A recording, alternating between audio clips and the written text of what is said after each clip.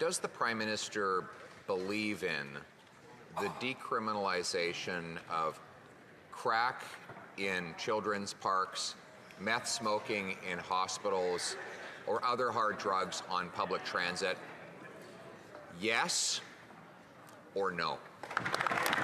Speaker, we believe in working with British Columbia and with any province that wants us to work with them on this. It's an important question, Mr. Speaker, because we need to know what he's going to do next.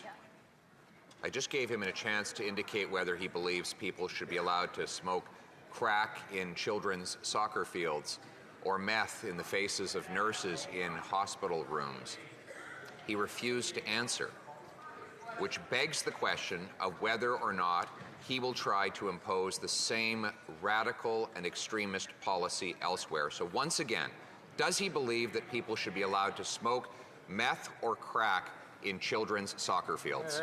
Speaker, obviously no one in this House does. That is why we agreed with the British Columbia government to modify their pilot project to better suit their concerns. Speaker, the Prime Minister legalized the use of hard drugs like meth, crack, and heroin in children's parks and in hospitals, and he won't rule out doing it again. This is not an academic question.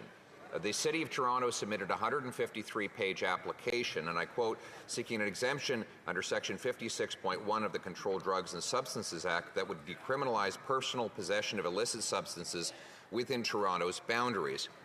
The Prime Minister's government has been working secretly with Toronto on that plan ever since. Will he, yes or no, rule out decriminalization in Canada's biggest city? Mr. Speaker, we will continue to be there with a thoughtful, compassionate-based public health approach on the toxic drug supply, and that means working with jurisdictions. When Vancouver asked us for an exemption, we said no. We would only work with the province, and that's what we did to work with BC. The same thing when it comes to Ontario or Quebec, we will only work with the provinces to ensure any projects they have go. So he refuses to rule out repeating this disastrous experiment that killed 2,500 British Columbians.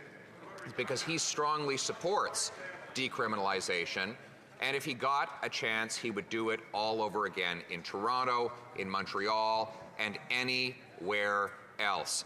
Mr. Speaker, the final question, therefore, is, even the radical NDP government in BC asked for him to reverse his decriminalization. Why did it take him 10 days and 66 more deaths to do